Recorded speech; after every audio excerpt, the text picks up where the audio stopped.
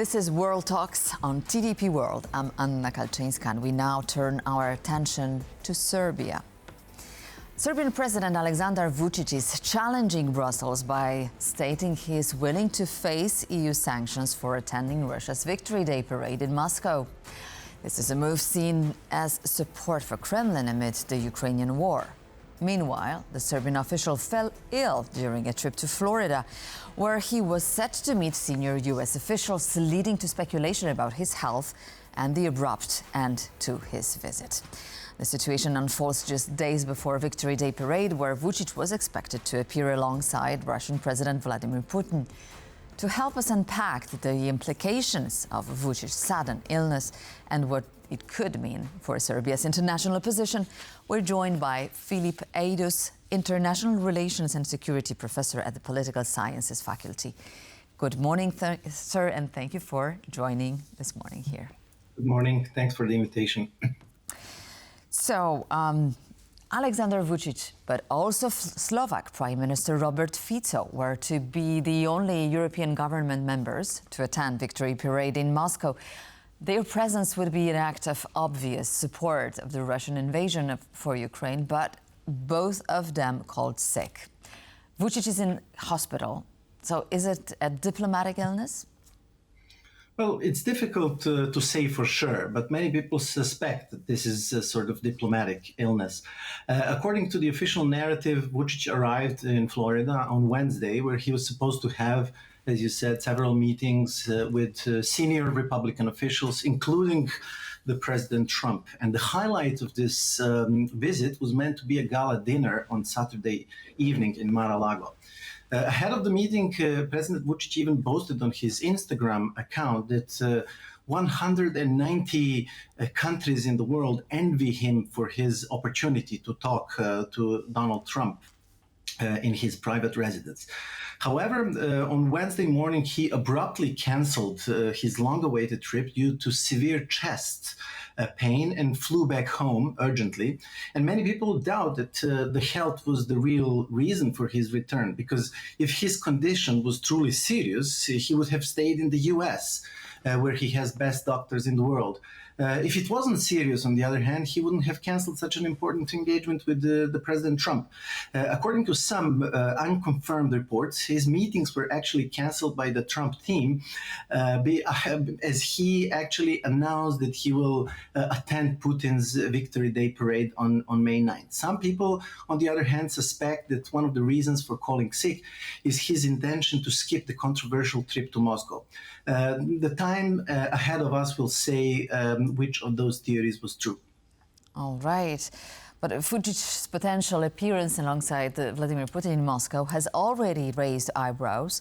If he does attend, what message does it send about Serbia's geopolitical orientation? Domestically, he will use this visit to send the message that he is a sovereign leader who doesn't take orders from Brussels or Washington. And Serbia's population, a good chunk of the Serbian population, is sympathetic towards Vladimir Putin, unfortunately. And they will find this trip as a show of strength and of autonomy of Aleksandar Vučić. But internationally, this visit will cause a lot of problems for Serbia, especially for Serbia's EU integration prospects, because both the former foreign policy chief of the EU, Kaja Kallas, and many others warned that Serbia, as a candidate country, if it ever wants to join the EU, Serbia should not attend this parade in Moscow and should cut its ties with Putin's regime. So the European Union has made a considerable effort in trying to attract Vucic to the club. I remember Donald Tusk even spoke Serbian during his official visit to Belgrade. Ursula von der Leyen, for her part, also paid a few visits. So what went wrong? Is the EU losing influence in the Western Balkans, or was the drift towards Moscow inevitable? Well, the drift towards Moscow has been ongoing for quite a while, for at least a decade or even longer. Serbia has been playing this balancing game between the EU, Russia, China, Washington, and one could argue that this policy even predates Aleksandar Vučić, but it was really him who perfected this balancing act, this policy of hedging the bets, if you will. And the message behind this policy was always, if you push us too strong, speaking about the West, on issues such as Kosovo, democracy, the rule of law, we have the alternative. We can always tilt towards Moscow or Beijing. We have partners there, and I think that now we see this recalibration of this balancing act shifting towards Moscow as the signals from the European Union are getting stronger and stronger that student demands are legitimate and that Serbia should have free and fair elections. I don't think that Vucic is happy because he needs to totally pivot towards Moscow. He would like to have to continue milking several cows, if you will. It's a Serbian expression. But in the present circumstances, with the rising domestic pressures to democratize and the rising and the increasingly vocal voices from the West, especially from the European Union, that Serbia needs more democracy, more rule of law, and more freer and fairer elections, his imperative now is to tilt towards Moscow and send the EU message that this pressure won't pay off for Brussels. Right. We also have the same expression in Poland, but milking the eastern cow, to use your phrase, appears in a pivotal moment right now. So this recalibration is quite risky as the United States are so much involved in the process of negotiation, and when the negotiations appear to be stalled completely on the part of the Russian side. So my question would be, could Brussels somehow reverse this shift right now? Or is the door to Serbia's European path already closing and somehow perhaps the EU underestimated simply the pro-Russian sentiment within the Serbian society perhaps? Or the stubbornness of Vucic simply? Serbia's EU accession has been clinically dead for several years. There has been no meaningful progress since 2021. And the EU must recognize that under Aleksandar Vučić, Serbia will not join the European Union. He has not only halted accession, but also dismantled democratic institutions. He undermined the rule of law. He hopes to use this Russian card, as I mentioned, to pressure the EU into turning a blind eye and reward his authoritarian kleptocracy for geopolitical reasons. As a citizen of Serbia, I care about EU integration not as an end in itself, but rather as a means to get to a liberal democracy. So I don't think the EU should accept this deal. The EU should not give up on Serbia, but it should give up on supporting Vucic's authoritarian and kleptocratic regime. Over the past 6 months, Serbian students have been protesting, as your TV has been covering all along.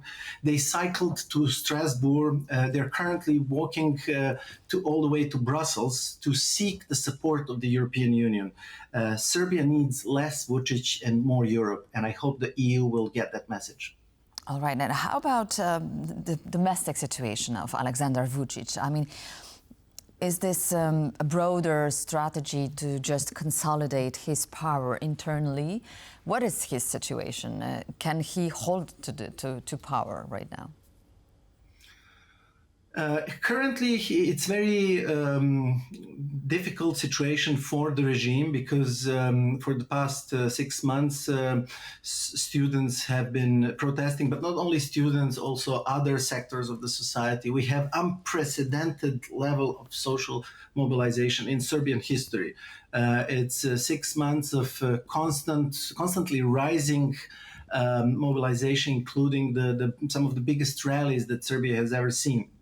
Currently, there are several scenarios that we could imagine. The first one is that Vucic will, increase the repression and crack down over the students, NGOs, opposition, and other movements who are participating in these protests, and that Serbia will move in the direction of fully fledged autocracy, such as the Belarus, for instance.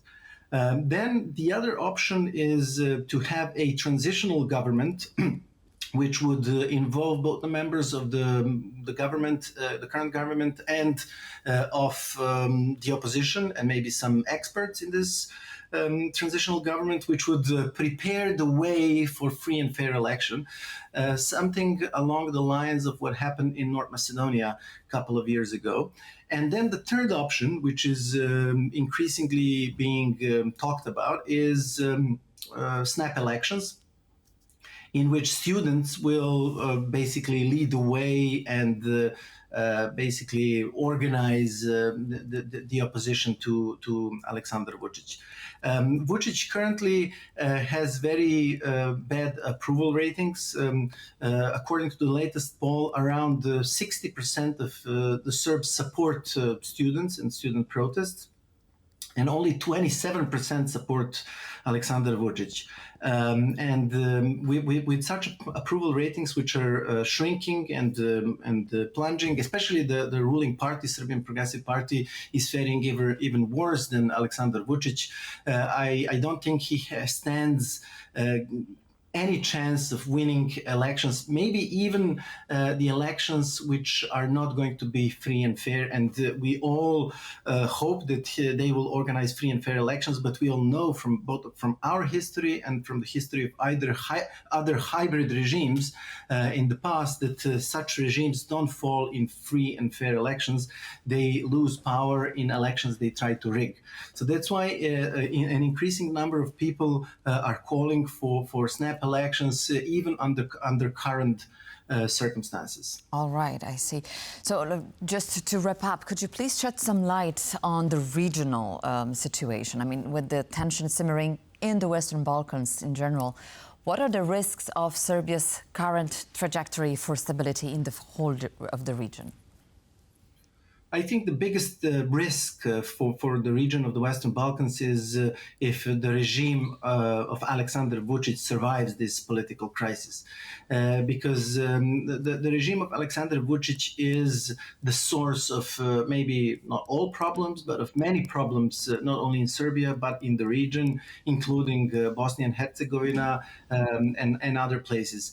So I think the only way out, and this is in the best interest of the European Union and of the Western Balkans, is to have a peaceful, institutional, democratic way out of this crisis, which is either through a transitional government or through a snap elections heavily monitored by the European Union and the OSCE and other international and domestic bodies.